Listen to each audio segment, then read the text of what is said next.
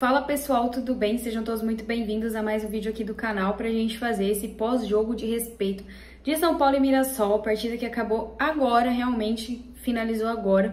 A partida onde o São Paulo saiu vitorioso pelo placar de 4-1 e se mantém na liderança do grupo do Campeonato Paulista. Vamos falar bastante sobre essa partida, tem bastante coisa pra gente falar, porém antes, somente aqueles recadinhos, então curte, compartilha, comenta, verifica se o YouTube te desinscreveu. Se ele te desinscreveu, se inscreve novamente, porque às vezes acontece isso, tá? Ativa o sininho de notificação para você não perder nenhum vídeo, nenhum conteúdo, nada aqui do canal. Temos a ferramenta Seja Membro e a ferramenta Valeu, para caso você queira contribuir com qualquer valor aqui no canal. A ferramenta Valeu, o seu comentário fica destacado em meio aos outros comentários do vídeo. E a ferramenta do Seja Membro, você seleciona e se torna membro do canal. Beleza? Por enquanto ainda temos essas duas ferramentas, mas pode ser que surjam outras ferramentas disponibilizadas pelo YouTube, ok? Recados dados, vamos lá para fazer o nosso pós-jogo de respeito, que esse realmente é aquele pós-jogo de respeito. Graças a Deus o São Paulo não estragou a nossa semana.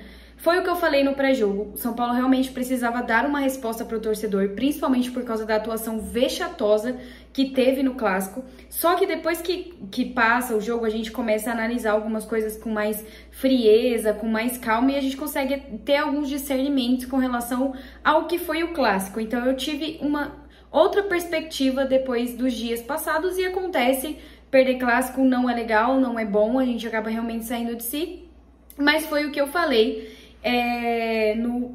no pré-jogo. O São Paulo tinha que dar uma resposta ao seu torcedor, e isso era de imediato, porque realmente muita coisa aconteceu. Então teve toda a questão da venda do Moreira, do empréstimo do Moreira no caso, né, da venda do William Gomes. Então realmente muita coisa de ruim aconteceu e ainda a gente chegou no Clássico e perdeu daquela forma. Então a gente realmente precisava, principalmente por estar em casa, 24 mil torcedores, até um público bem baixo do que é normal da gente colocar no estádio, mas isso tem muito a ver com o horário também. Mas era necessário essa resposta de imediato, que eu acredito que veio. Não vamos ser hipócritas, novamente eu falo, quando o Zubeldia erra, a gente tem que apontar e tem que falar. Quando o Zubeldia acerta, a gente tem que falar. Eu acho que hoje foi uma vitória do coletivo. Claro que eu vou dividir esse time do São Paulo em meia, do meia pra frente e a parte defensiva.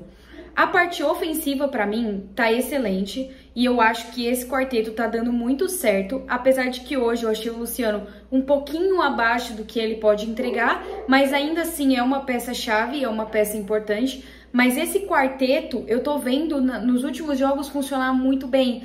Essa sintonia que tá se formando entre Lucas, Caleri, Luciano e Oscar, isso tá se formando e tá se tornando uma parceria muito legal, que é o que a gente tá vendo nos últimos jogos, e isso vai evoluindo a cada jogo que passa. Hoje, por exemplo, o setor ofensivo do São Paulo funcionou e funcionou bem. Desde 2023 que o São Paulo não ampliava o placar dessa forma, não ganhava de mais de 2 gols nos campeonatos, né? Então, o Zubeldia, ele tinha essa fama de treinador que realmente é aquele que faz um gol e recua. E hoje foi diferente. Hoje, claro, primeiro e segundo tempo foram completamente diferentes um do outro. Primeiro tempo, eu achei que o São Paulo começou ligado, começou em cima, tanto que fez o gol. O gol foi do Oscar, apesar de que pra mim, achei que o Caleri tocou na bola, mas enfim, a federação deu pro Oscar o gol.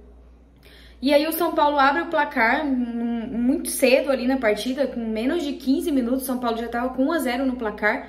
E depois acabou cedendo um pouco, e aí numa falha defensiva, que eu já vou falar sobre o sistema defensivo do São Paulo, numa falha defensiva o Mirassol empata, onde o jogador do Mirassol recebe, o Gabriel, que é o artilheiro do Mirassol no campeonato, recebe sozinho dentro da área, sem nenhum tipo de marcação, entra como quer, passa como quer e faz o gol dentro da pequena área do São Paulo. Eu acho que isso é um ponto inadmissível, e quando a gente for falar que eu dividi entre meio e defesa, quando a gente for falar de defesa, eu vou explicar melhor. E aí no finalzinho, num cruzamento do Igor Vinícius, o Caleri faz o gol, finalmente faz o gol dele, desencanta, sai zica, tomara que ele marque mais e mais e mais. E aí o São Paulo desce pro vestiário com 2-1.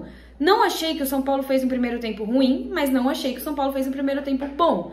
Tanto que eu falei, poxa vida, se o São Paulo realmente colocasse a bola no chão e jogasse, porque o Mirassol é o melhor time do campeonato. é o time que menos foi vazado, é um time que tem um dos melhores ataques da competição, então é o melhor time do campeonato, visando o que tá apresentando nos últimos jogos. E eu falei, pô, o Mirassol não tá oferecendo risco ao São Paulo. Por que o São Paulo não vai pra cima? Por que não tenta uma jogada diferente? E aí, pra mim, o segundo tempo foi muito diferente de tudo que a gente viu. Eu acho que foi muito controlado por parte do São Paulo. Claro que nós tivemos falhas novamente defensivas que poderiam ter colocado o Mirassol no jogo. O Mirassol poderia ter empatado a partida e ficado 2-2 e ter complicado, mas a gente, graças a Deus, a gente tem sorte. Além de tudo, a gente ainda tem sorte que o jogador do Mirassol, o atacante, acho que Yuri, recebeu na área e simplesmente furou. E ele mais uma vez livre de marcação, não tinha ninguém marcando ele. E ele fura e o São Paulo consegue afastar. E aí, aos 85 minutos, vem o terceiro gol para realmente dar calmaria. Gol do Enzo Dias com a assistência do Oscar. Que puta merda, que início de temporada que o Oscar tá fazendo. Se a gente desconfiava ou achava que talvez ele fosse ser um novo Rames Rodrigues ou algo que não deu certo, ele tá se mostrando completamente diferente. Ele tá fazendo um início de temporada de alto nível e cada vez que ele entra em campo eu tenho mais certeza disso. Porque ele é muito decisivo, ele tem uma visão de jogo absurda, que é completamente diferente dos outros jogadores. E eu penso assim, ano passado eu reclamava muito que o São Paulo não tinha esse meia armador, esse meia com visão de jogo. Eu reclamava muito disso.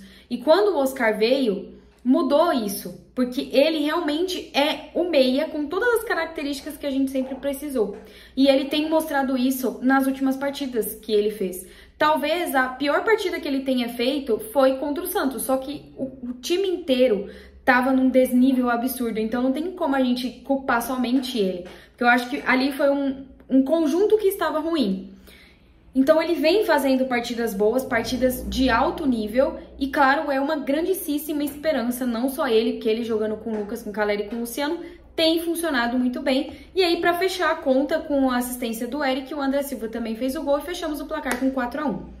Eu tenho duas coisas para falar. Primeiro, novamente, o meio de campo do São Paulo, do meio para frente, é muito bom. Eu não tenho dúvidas. Eu acho que a gente pode brigar por grandes coisas esse ano se manter dessa forma e eles se entrosarem cada vez mais. Eu acho que esse, de fato, é o time titular do São Paulo. Salvo as exceções que às vezes pode sair um jogador para entrar outro, o Rian Francisco pode entrar na vaga do Luciano, enfim. Dá para fazer essas modificações. O sistema defensivo do São Paulo é o que mais me preocupa. Porque o São Paulo, em todos os jogos que fez, tomou gol. Todos. Só não tomou contra o Botafogo. Foi o único time que o São Paulo não tomou gol. De resto, o São Paulo tomou gol em todas as partidas. O São Paulo tomou gol contra o Santos, obviamente, tomou 3 gols. Contra o Corinthians, o São Paulo tomou gol.